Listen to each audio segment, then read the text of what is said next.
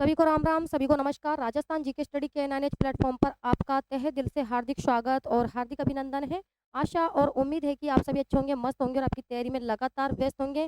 तो आज भी 20 महत्वपूर्ण क्वेश्चन लेकर आए हैं geography, art of culture and history से। तो आप चाहे किसी भी प्रतियोगी परीक्षा की तैयारी कर रहे हो, क्लास आपके लिए वेरी वेरी मोस्ट इंपॉर्टेंट यहाँ पर रहने वाली है। और क्लास स्टार्ट करने से पहले आप बेस्ट की फटाफट क्लास के साथ जुड़ जाइए और दबा के एक बार क्लास को शेयर कर दीजिए। तो देख लेते हैं क्वेश्चन नंबर 1। बताइए, किस दुर्ग के बारे में कहा गया है कि यहाँ की दीवारें बोलती है? चार ऑप्शन है आपके सामने, बताइए। क्वेश्चन नंबर 1 का राइट आंसर कौन से दुर्ग के संबंध में कहा गया है कि यहाँ की दीवारें बोलती है? जूनागढ़ दुर्ग। ठीक है, यहाँ राइट आंसर हमारा ए ऑप्शन हो जाएगा। और ये कथन किसका है कि यहाँ की दीवारों के कान होते हैं और यहाँ की दीवारें हैं जो कि बोलती है? ये कथन भी पूछा जा सकता है, किसका है ये कथन? तो ये कथन है पंडित दीनानाथ शर्मा का। ठीक है, इन्होंने कहा है जूनागढ़ दुर्ग के संबंध में कि यहाँ की दीवारों के कान होते हैं और यहाँ की दीवारें बोलती है, ऐसा जूनागढ़ दुर्ग के संबंध में कहा गया है। और जूनागढ़ दुर्ग कहाँ पर है? बीकानेर में। ठीक है, जिसका निर्माण करवाया था राय सिंह ने। जबकि मेहरानगढ़ दुर्ग, इसके संबंध में जो रुडयार्ड किपलिंग है, उनका क्या कथन है भाई? रुडयार्ड किपलिंग, क्या कथन है रुडयार्ड किपलिंग का? बताइए। कि जो मेहरानगढ़ दुर्ग है उसके संबंध में रुडयार्ड किपलिंग का क्या कथन है कि यहाँ का दुर्ग का जो निर्माण है वे परियों या फिर फरिश्तों ने किया है? ठीक है, ऐसा कहा है रुडयार्ड किपलिंग ने। कौन से दुर्ग के संबंध में? मेहरानगढ़ दुर्ग के संबंध में। क्या कहा है? इस दुर्ग का निर्माण, इस दुर्ग का निर्माण परियों एवं अप्सराओं अप्सराओं अप्सराओं, ठीक है, द्वारा किया गया है। ठीक है, ये कथन है रुडयार्ड किपलिंग का मेहरानगढ़ दुर्ग के संबंध में। इसके अलावा जो तारागढ़ दुर्ग है, तारागढ़ दुर्ग के संबंध में भी रुडयार्ड किपलिंग का कौन सा कथन है कि इस दुर्ग का जो निर्माण है, तारागढ़ दुर्ग बूंदी के संबंध में, कौन से दुर्ग के संबंध में? बूंदी के संबंध में कहा है। क्या कथन कहा है रुडयार्ड किपलिंग ने कि इस दुर्ग का निर्माण भूतों प्रेतों द्वारा किया हुआ लगता है? इस दुर्ग का निर्माण, ठीक है, इस दुर्ग का निर्माण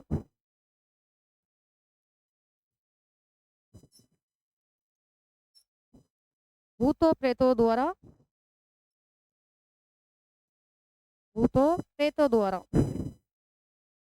किया गया है। यहाँ से कथन आपसे पूछा जा सकता है कि कथन किसके द्वारा कहा गया है और कौन से दुर्ग के संबंध में कहा है। ठीक है, पंडित दीनानाथ शर्मा का तो क्या कथन है कि यहाँ की दीवारों के कान होते हैं और यहाँ की दीवारें बोलती है, ऐसा है जूनागढ़ दुर्ग के संबंध में पंडित दीनानाथ शर्मा का कथन। जबकि जो मेहरानगढ़ दुर्ग है, इसके संबंध में रुडयार्ड किपलिंग का कथन है कि इस दुर्ग का निर्माण परियों या फिर है जो कि अप्सराओं द्वारा किया हुआ लगता है। और तारागढ़ दुर्ग जो बूंदी में स्थित है, उसके संबंध में भी रुडयार्ड किपलिंग ने क्या कथन कहा है कि इस दुर्ग का निर्माण है जो कि भूतों प्रेतों द्वारा किया हुआ लगता है। ठीक है, चित्तौड़गढ़ दुर्ग है राजस्थान का गौरव। क्या है ये? राजस्थान का गौरव। ठीक है, या फिर सभी दुर्गों का सिरमौर, सभी दुर्गों का सिरमौर चित्तौड़गढ़। और राजस्थान का सबसे बड़ा क्या है? ये लिविंग फोर्ट है। चित्तौड़गढ़ दुर्ग राजस्थान का सबसे बड़ा लिविंग फोर्ट है। एकमात्र ऐसा किला है जहाँ पर कृषि कार्य किया जाता है और सर्वाधिक साके के लिए प्रसिद्ध है चित्तौड़गढ़ का किला। तो हमारा तो यहाँ पर राइट आंसर क्या हो जाएगा? A option. ठीक है, जूनागढ़ दुर्ग। नेक्स्ट क्वेश्चन देख लेते हैं। बताइए, क्वेश्चन नंबर 2। यहाँ पर आपको चित्रकारों के नाम दिए गए हैं। शिवदास अमरदास वीर जी का संबंध किस चित्रकला शैली से है? कौन सी चित्रकला शैली से है? फटाफट आंसर दीजिएगा कि शिवदास अमरदास वीर जी का संबंध किस चित्रकला शैली से है? कौन सी चित्रकला शैली से है? तो मारवाड़ चित्रकला शैली से। कौन सी शैली से? मारवाड़ चित्रकला शैली से। शिवदास,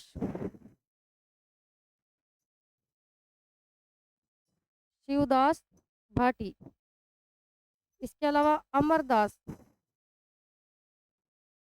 भाटी, वीर जी,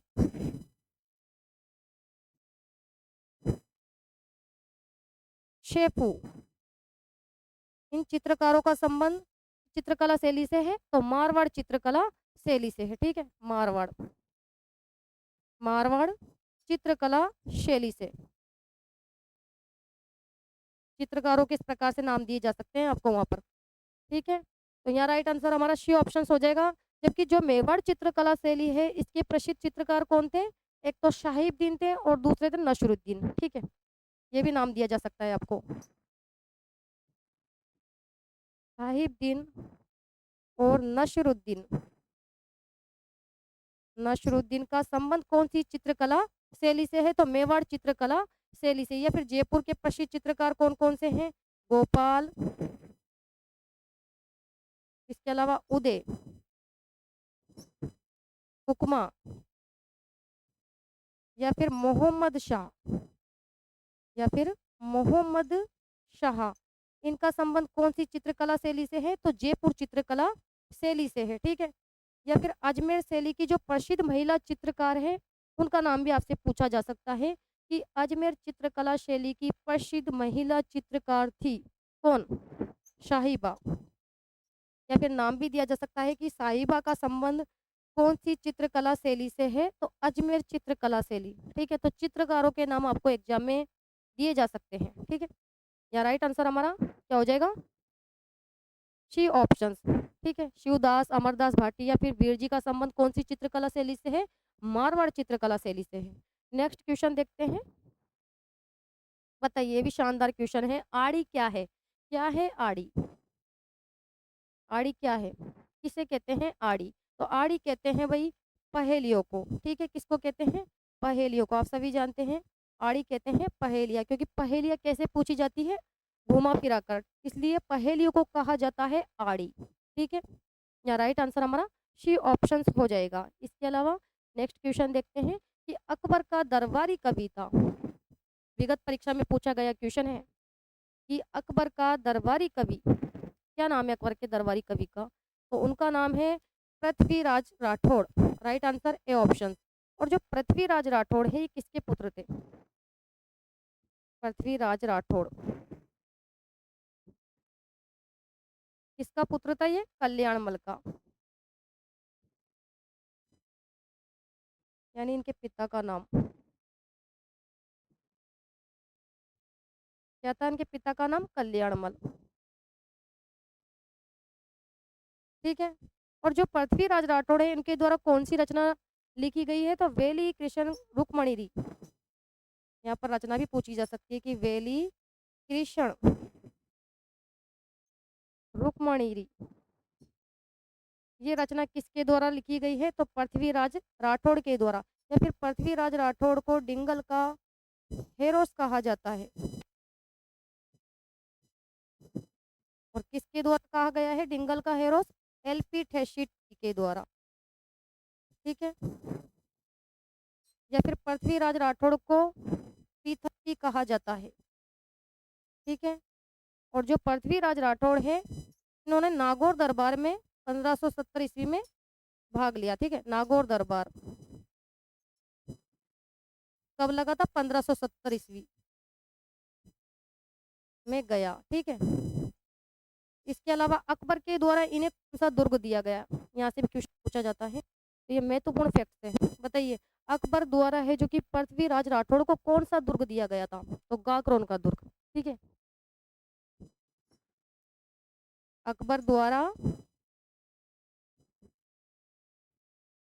गागरोन का दुर्ग दिया गया। किसको दिया गया? पृथ्वीराज राठौड़ को। और जो पृथ्वीराज राठौड़ है, इनके द्वारा जो वेली कृष्ण रुक्मणी की रचना की गई है, ये कैसी रचना है? डिंगल शैली में और उत्तरी मारवाड़ी की रचना है। ठीक है, तो यहाँ तो हमारा जो राइट आंसर है वे क्या होगा भाई? ए ऑप्शन हो जाएगा। जबकि मूणो तेनसी, ये किसके दरबारी विद्वान थे? बताइए, मुहणोत नैन्सी ये किसके दरबारी विद्वान थे? ये थे जसवंत सिंह के दरबारी विद्वान। ये भी रख सकते हो आप याद, जसवंत सिंह का दरबारी विद्वान कौन था? मुहणोत नैन्सी, जिन्हें कहा जाता है क्या? राजस्थान का अबुल फजल, और जिनके द्वारा नैणसिरी ख्यात या फिर मारवाड़ परगनारी विगत की रचना की गई थी।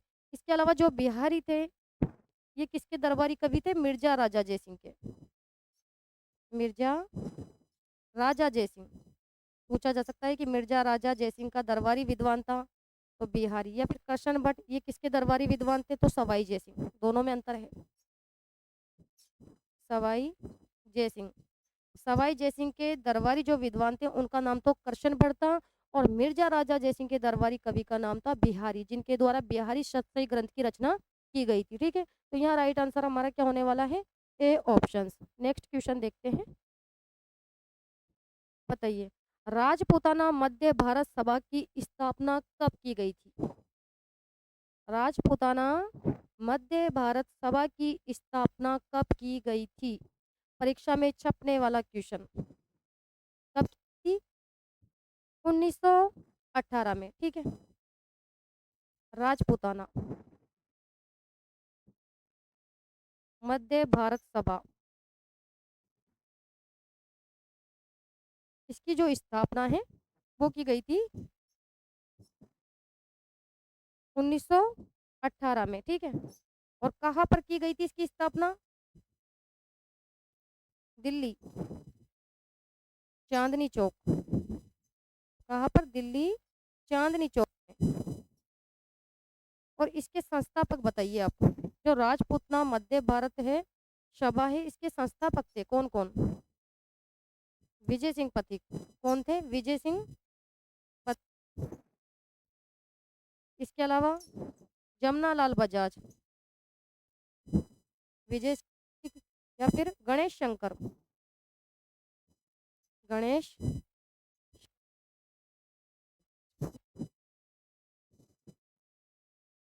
जमनालाल बजाज।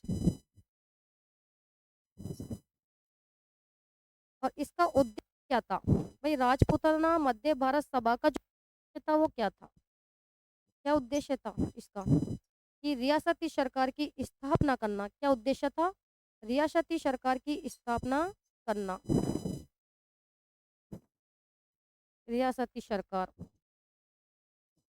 की स्थापना करना इसका उद्देश्य था। ठीक है, तो क्वेश्चन यहाँ से बनकर आ सकता है, वेरी वेरी मोस्ट इम्पोर्टेंट, कि राजपूताना मध्य भारत सभा की स्थापना कब की गई थी? 1918 में।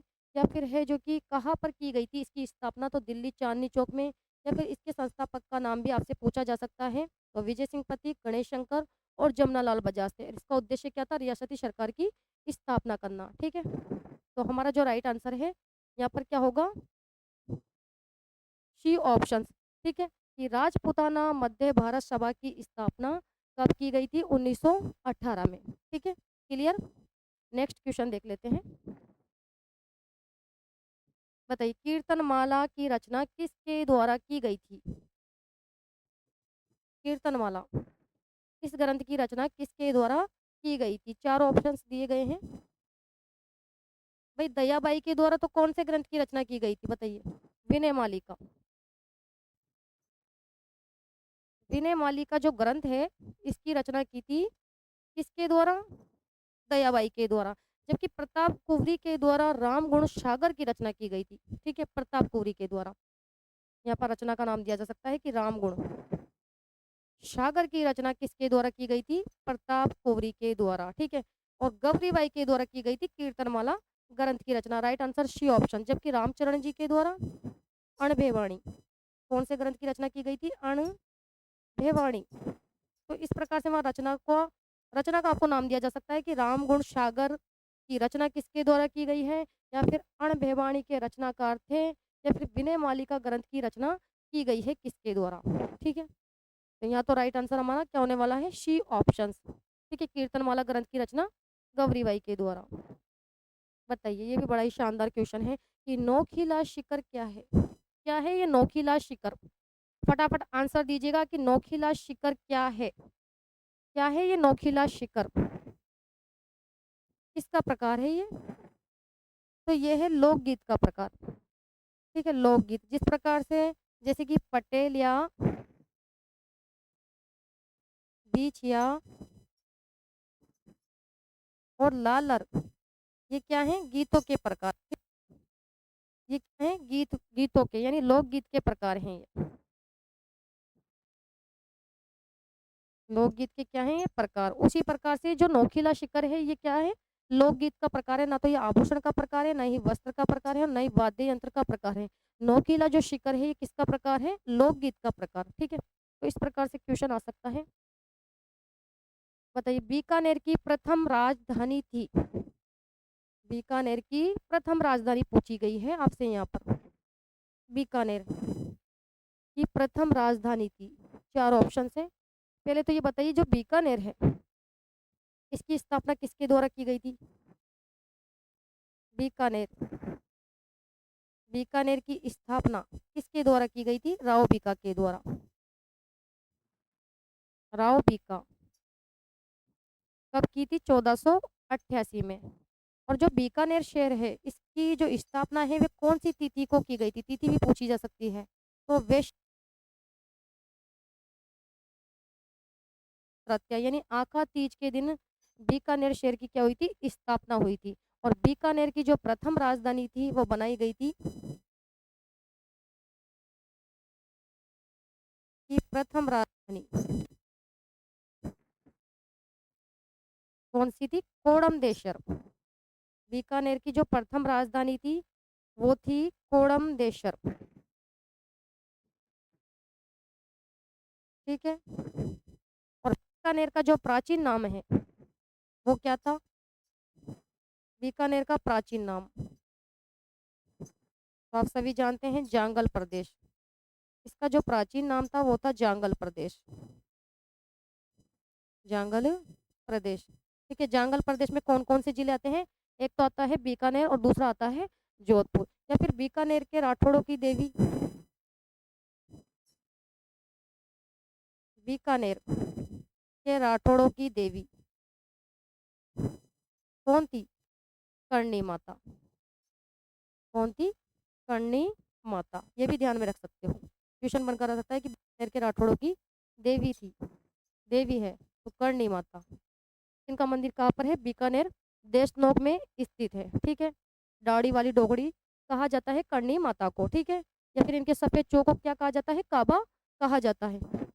तो यहाँ पर तो यही पूछा गया है कि बीकानेर की जो प्रथम राजधानी थी वे बनाई गई थी किसको? कोडमदेशर को। या राइट आंसर हमारा बी ऑप्शन हो जाएगा। ठीक है, तो इस प्रकार से ये भी परीक्षा में आ सकता है question, very very most important. ठीक है, रट लीजिए। क्वेश्चन नंबर 9 कि वाल्टर कृत राजपूत हितकार्नी सभा की स्थापना कब की गई थी? वाल्टर कृत राजपूत हितकार्नी सभा, राजपूत हितकार्नी सभा की स्थापना कब की गई थी भाई? कब की गई थी? 1888 ईस्वी में। ठीक है, ए ऑप्शन वाल्टर कृत राजपूत हितकार्नी जो सभा है इसकी स्थापना की गई थी 1888 ईस्वी में। और कहाँ पर की गई थी इसकी स्थापना? तो अजमेर में। कहाँ पर की गई थी? अजमेर में। और इसका क्या उद्देश्य था बताइए? वाल्टर कृत राजपूत हितकार्नी जो सभा है इसका क्या उद्देश्य था भाई? बुराइयों को समाप्त करना। क्या उद्देश्य था? बुराइयों को समाप्त करना, ये इसका उद्देश्य था। जैसे बुराइयां कौन सी? जैसे सती प्रथा या फिर बाल विवाह। कौन सी प्रथा थी बुराइयों में? जैसे सती प्रथा या फिर बाल विवाह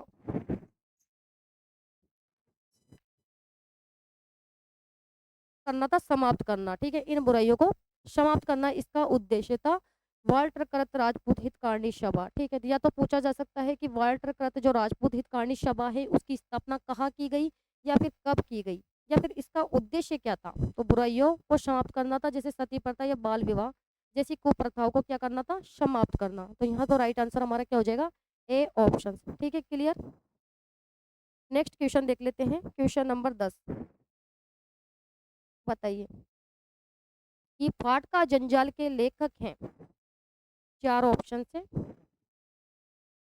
फाट का जंजाल के लेखक हैं, कौन है फाट का जंजाल के लेखक? चारों ऑप्शन है आपके सामने। तो शिव चंद भरतिया, यहाँ राइट आंसर हमारा ए ऑप्शन हो जाएगा। ठीक है, क्या होगा? A option. शिवचंद जो भरतिया हैं, इन्हें कहा जाता है राजस्थान साहित्य का प्रथम गद्य लेखक। कौन है? शिवचंद भरतिया। और जो शिवचंद भरतिया है, इनके द्वारा कौन सा उपन्यास लिखा गया था? उपन्यास का नाम बताइए। कनक सुंदर। कौन सा उपन्यास? कनक सुंदर। ठीक है, या फिर कौन सा नाटक लिखा गया था इनके द्वारा? केशर विलास। नाटक का नाम था केशर विलास। और कहानी कौन सी लिखी गई थी? है? तो विश्रांत प्रवास। कौन सी कहानी? विश्रांत प्रवास। तो वहां पर आपको दिया जा सकता है कि केशर विलास, कनक सुंदर या विश्रांत प्रवास के लेखक हैं तो शिवचंद भरतिया। इसके अलावा फाट का जंजाल, इसके लेखक हैं शिवचंद भरतिया। जबकि सूर्यमल मिश्रण के द्वारा तो आप सभी जानते हैं कौन कौन से ग्रंथ लिखे गए थे? वंश भास्कर, वीर सतसई, छंदोमयूख, राम रंजाट, सतीराशो। इसके अलावा बलवंत विलास और धातु रूपावली, इन ग्रंथों की रचना की गई थी सूर्यमल मिश्रण के द्वारा, जिन्हें कहा जाता है राजस्थान का राज्य कवि। ठीक है, इसके अलावा कन्हैया लाल सेठिया के द्वारा मीझर लीलटास। इसके अलावा निग्रंथ शब्द, मायाड्रो हेलो और धरती दोहरारी, ये इनकी प्रसिद्ध रचना थी कन्हैया लाल शेटिया की। इसके अलावा कवि शंकर, बताइए ये जो कवि शंकर है, इनके द्वारा कौन सी रचना है प्रसिद्ध? भीम विलास। नोट कर लीजिए, भीम विलास नाम दिया जा सकता है कि भीम विलास जो रचना है इसके लेखक हैं तो कवि शंकर। ठीक है, तो यहाँ तो राइट आंसर हमारा ए ऑप्शन हो जाएगा। नेक्स्ट क्वेश्चन देख लेते हैं। बताइए गंगा मंदिर का निर्माण करवाया था।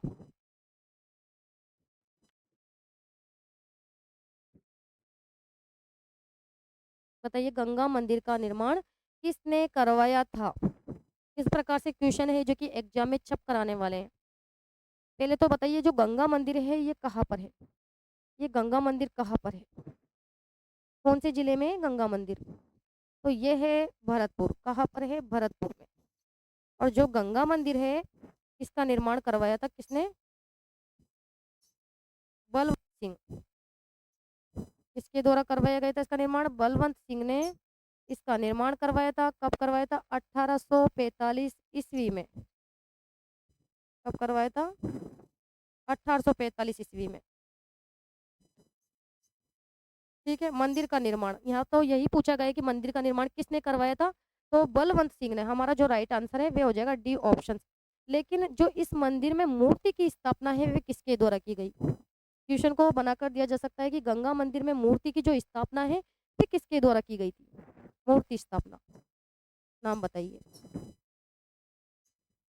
गंगा मंदिर में मूर्ति की स्थापना किसके द्वारा की गई थी? ब्रजेंद्र सिंह के द्वारा।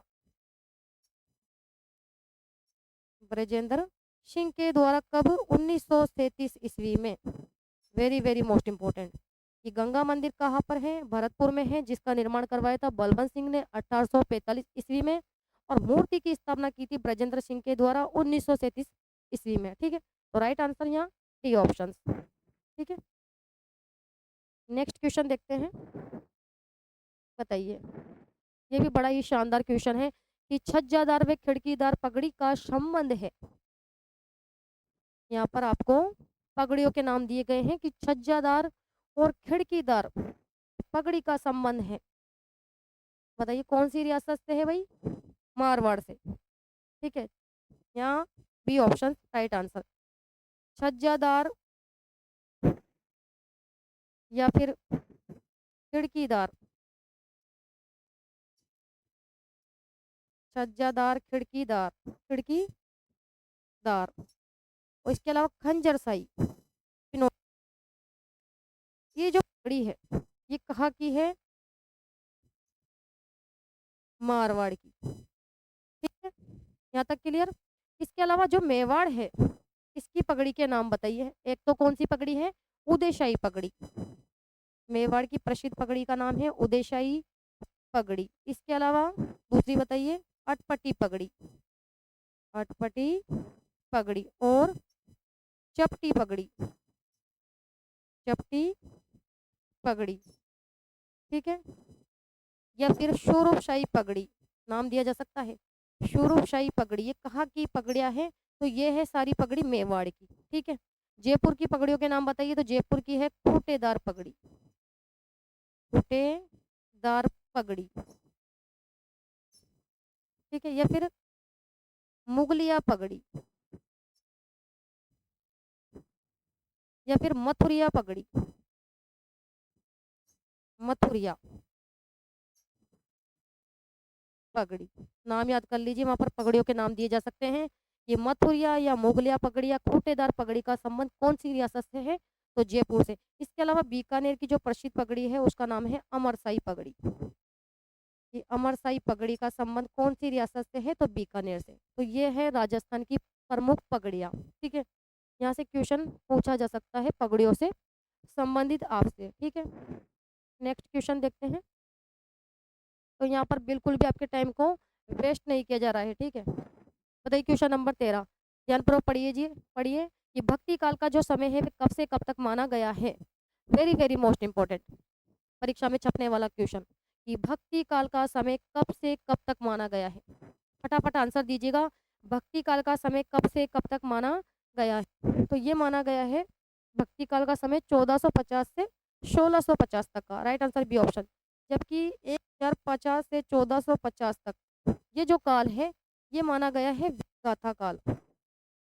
वीरगाथा काल इसका समय माना गया है 1050 से 1450 और 1450 से लेकर 1650 तक का जो समय है उसे भक्ति काल कहा गया है। भक्ति काल का समय। ठीक है, इसके अलावा 1650 से लेकर 1850 तक का जो समय है वो माना गया है रीति काल। कौन सा माना गया है? रीति काल। और 1850 से लेकर 20वीं शताब्दी के मध्य ये समय माना गया है, इसे कह सकते हैं आधुनिक काल। ये कह सकते हैं आधुनिक काल। तो यहाँ से आप रख लीजिए क्योंकि यहाँ से क्वेश्चन जरूर पूछा जा सकता है। भक्ति काल का समय या फिर रीति काल का समय या फिर पूछा जा सकता है वीर गाथा काल का समय या फिर आधुनिक काल का समय भी आपसे पूछा जा सकता है एग्जाम में। Very very most important. Next question देखते हैं, क्वेश्चन नंबर 14। बताइए भाई कि सांझी मनाई जाती है। सांझी ये मनाई जाती है कौन सी तिथि से कब तक? सांझी कब से कब तक मनाई जाती है? चारों ऑप्शन से देख लीजिए। तो ये मनाई जाती है भाद्रपद पूर्णिमा से अश्विन अमावस्या। ठीक है, कब से कब तक मनाई जाती है? भाद्रपद पूर्णिमा से अश्विन अमावस्या तक मनाए जाने वाला त्यौहार है सांझी का त्यौहार। और जो सांझी है देख लेते हैं सांझी के बारे में। सबसे पहले सांझी, ये सांझी क्या है, किससे बनाई जाती है सांझी? तो ये गोबर और मिट्टी से बनाई गई कलात्मक आकृतियां होती है। गोबर व मिट्टी से बनाई गई कलात्मक आकृति। ठीक है, क्या होती है? कलात्मक आकृति होती है। और सांझी का संबंध कौन सी देवी से है पूछा जा सकता है? तो पार्वती से। सांझी का संबंध कौन सी देवी से है? माता पार्वती से है इसका संबंध। और सांझी का जो पूजन है वे किसके द्वारा किया जाता है? तो कुंवारी कन्याओं के द्वारा। सांझी जो पूजन है ये किया जाता है कुंवारी कन्याओं के द्वारा। और सांझी मनाई जाती है कौन से पक्ष में? तो ये मनाई जाती है श्राद्ध पक्ष में।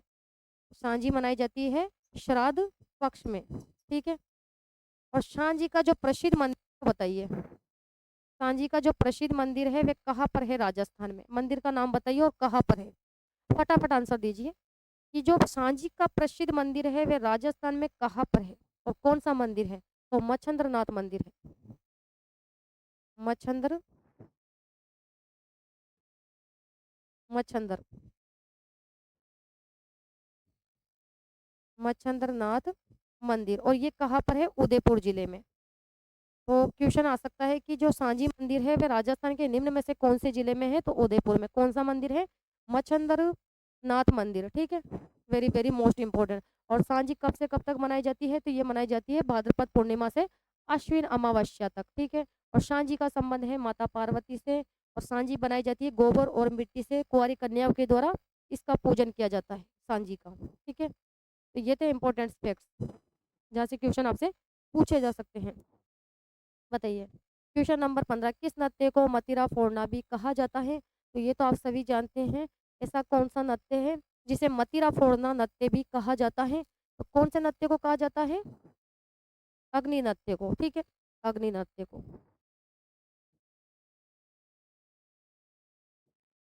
अग्नि नृत्य, ये जो अग्नि नृत्य है ये कहाँ का है भाई? कतरिया सर, बीकानेर। कतरिया सर, बीकानेर का। और जो अग्नि नृत्य है ये कौन से संप्रदाय द्वारा किया जाता है? जशनाती संप्रदाय द्वारा। और कैसा नृत्य है ये? अग्नि नृत्य कैसा नृत्य है? पुरुष प्रधान नृत्य, यानी पुरुषों के द्वारा किया जाता है अग्नि नृत्य। और अग्नि नृत्य को संरक्षण किसके द्वारा दिया गया? बताइए, संरक्षण देने वाले का नाम।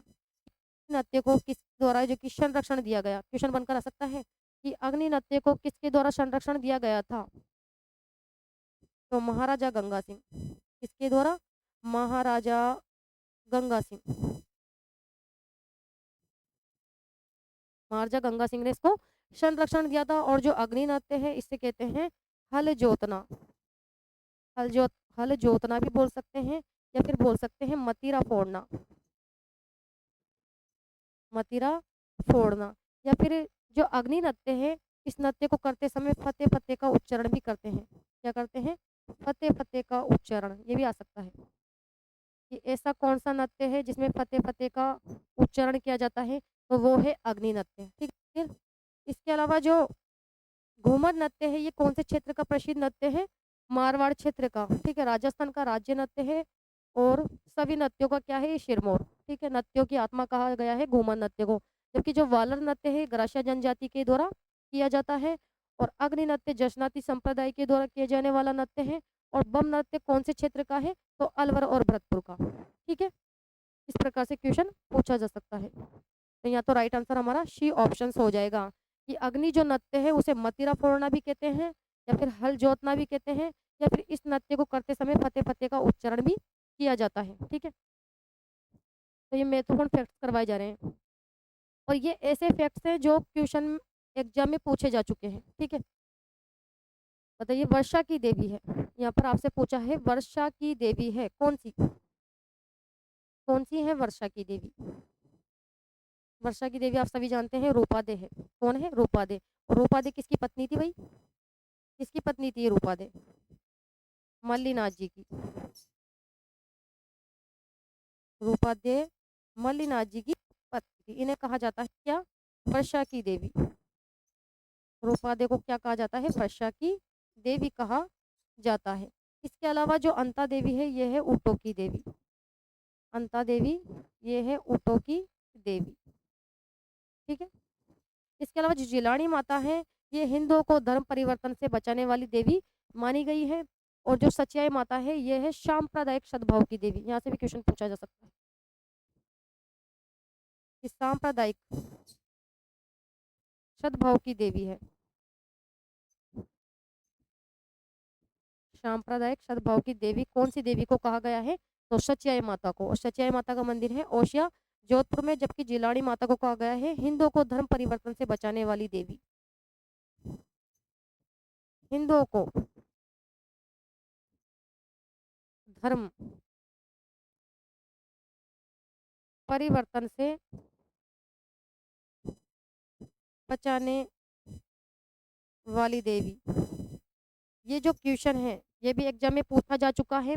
और धर्म परिवर्तन से बचाने वाली देवी, ये क्वेश्चन भी एग्जाम में पूछा जा चुका है। इसके अलावा सांप्रदायिक सद्भाव की देवी है, तो ये क्वेश्चन भी एग्जाम में आ चुका है। इसके अलावा वर्षा की देवी है, तो जो भी जहाँ पर फैक्ट्स करवाए जा रहे हैं वो एग्जाम में आपसे पूछे जा सकते हैं, वेरी वेरी मोस्ट इंपॉर्टेंट, ठीक है। इसके अलावा देख लेते हैं क्वेश्चन नंबर 17। बताइए भाई, पेट्रोलियम बेसिन कितने हैं? पेट्रोलियम बेसिन पूछे गए हैं, कितने हैं ये पेट्रोलियम बेसिन? कितने हैं? 4 बेसिन। पहले देखते हैं पेट्रोलियम। पेट्रोलियम जो बेसिन है वो तो है 4। कितने हैं? 4। और इसमें पेट्रोलियम जो जिले हैं वो कितने हैं? 14। ठीक है, ये बात आप ध्यान में रख सकते हो कि पेट्रोलियम बेसिन कितने हैं? 4 है। और पेट्रोलियम के जो जिले हैं वे कितने हैं? 14 जिले। अब देख लेते हैं इसे एक बार नक्शे के हिसाब से देखेंगे यहाँ पर किस प्रकार से है। 4 बेसिन पेट्रोलियम के, एक तो है बीकानेर और नागौर बेसिन। कौन सा? एक तो है बीकानेर और नागौर बेसिन, ठीक है, बीकानेर और नागौर बेसिन पहला बेसिन। और दूसरा बेसिन है जैसलमेर बेसिन। कौन सा? जैसलमेर बेसिन, ठीक है। इसके अलावा तीसरा बेसिन है बाड़मेर और सातचौर बेसिन, सातचौर बेसिन, ठीक है। और चौथा बेसिन है विंध्य बेसिन, ठीक है। यहाँ पर बेसिन का नाम है विंध्य बेसिन। ये 4 बेसिन है। कौन कौन से बेसिन है? एक तो है बीकानेर नागौर बेसिन है, जैसलमेर बेसिन है, इसके अलावा बाड़मेर और सातचौर बेसिन है, और चौथा बेसिन है विंध्य बेसिन। अब इसके अंतर्गत कौन कौन से जिले आते हैं तो देख लेते हैं। सबसे पहले बीकानेर और जो नागौर बेसिन है इसके अंतर्गत कौन कौन से जिले आते हैं? एक तो हो गया बीकानेर। कौन सा जिला? बीकानेर। दूसरा हो गया नागौर, श्री गंगानगर। कौन सा? श्री गंगानगर। हनुमानगढ़ और चूरू। ये 5 जिले इसके अंतर्गत हो गए। कौन के अंतर्गत? बीकानेर और नागौर बेसिन के अंतर्गत। और जैसलमेर बेसिन में आता है केवल एक जिला जैसलमेर, ठीक है। इसके अलावा बाड़मेर जो सातचौर बेसिन है इसके अंतर्गत कौन से जिले आते हैं? तो बाड़मेर और जालोर। कौन से जिले आते हैं? 2 जिले आते हैं, तो बाड़मेर हो गया और दूसरा हो गया जालोर, बाड़मेर सातचौर बेसिन के अंतर्गत। इसके अलावा जो विंध्य बेसिन है इसके अंतर्गत कौन से जिले आते हैं? सही है, एक तो आता है कोटा, इसके अलावा बूंदी, कोटा, बूंदी, बारा, झालावाड़। कोटा, बूंदी, बारा, झालावाड़। इसके अलावा भीलवाड़ा और चित्तौड़गढ़। कौन सा? भीलवाड़ा और चित्तौड़गढ़,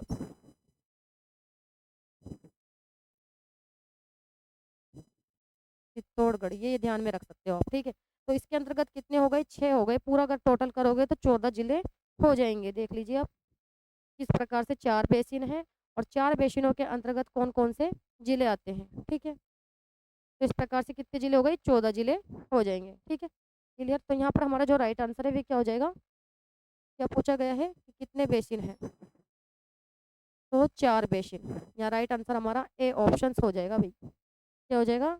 ए ऑप्शन यहाँ हमारा राइट आंसर हो जाएगा कि पेट्रोलियम बेसिन कितने हैं? 4 बेसिन और इसके अंतर्गत है 14 जिले, ठीक है। नेक्स्ट क्वेश्चन देखते हैं। बताइए, राजस्थान का प्रथम व सबसे बड़ा सोलर पार्क है। राजस्थान का सबसे बड़ा और प्रथम सोलर पार्क है, कहाँ पर है? बताइए।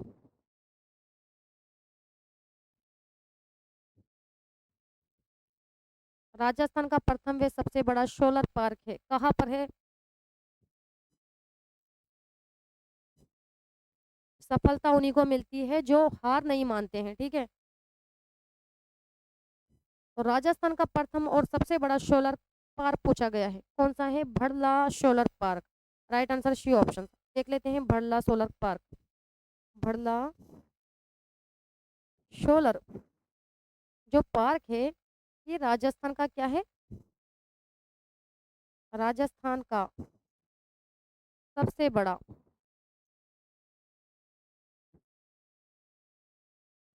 वे प्रथम सोलर पार्क है। ठीक है, और कहाँ पर है ये बड़ला सोलर पार्क? फलोदी जिले में।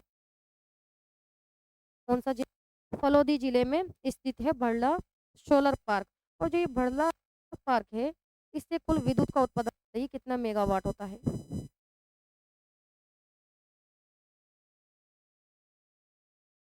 होता है तो 145 मेगावाट कुल विद्युत का उत्पादन। ठीक है, इसके अलावा जो भड़ला सोलर पार्क है इसमें कितने फेज हैं? फेज भी पूछा जा सकता है, तो देख लेते हैं कितने फेज हैं। 4 फेज।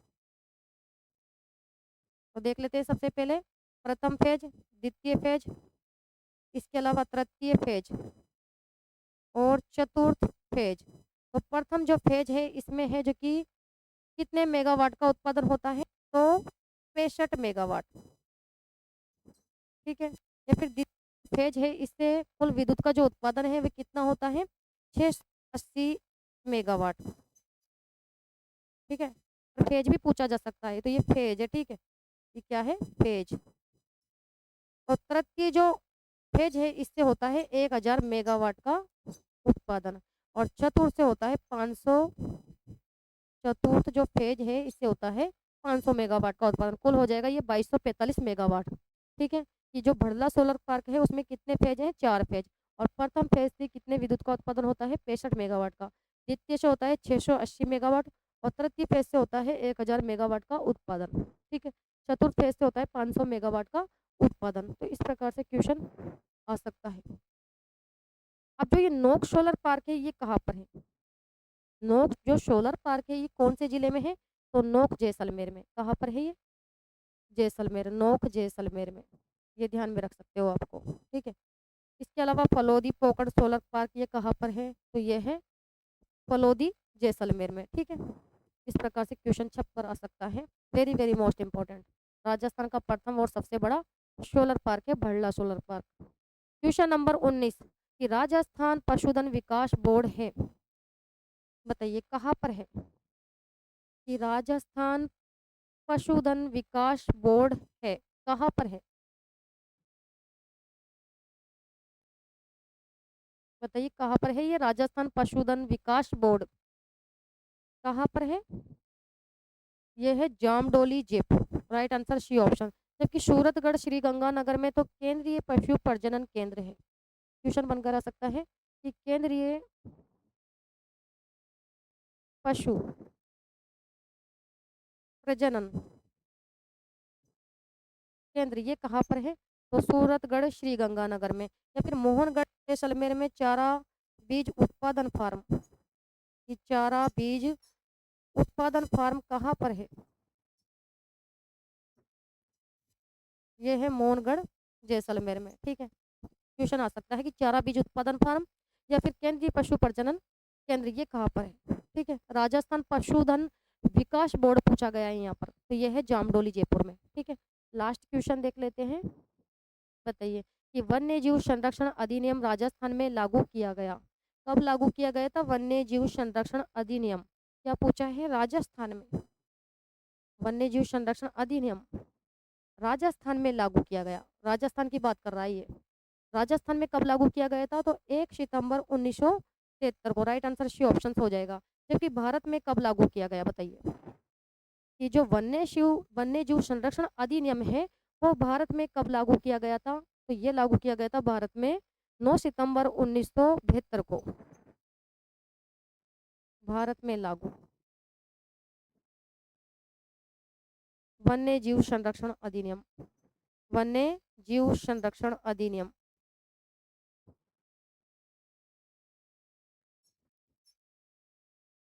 कब लागू किया गया था भारत में? 9 सितंबर 1972 को। और राजस्थान में 1 सितंबर 1973 को। दोनों में काफी अंतर है और परीक्षा में छपने वाला क्वेश्चन है ये। ठीक है, तो ये थे आज के 20 महत्वपूर्ण क्वेश्चंस। और ये क्वेश्चन आपके लिए काफी है जो कि महत्वपूर्ण रहने वाले हैं। तो आज के सेशन को यहाँ पर ही समाप्त करते हैं और नेक्स्ट क्लास में मिलते हैं। तब तक के लिए धन्यवाद। Thank you so much.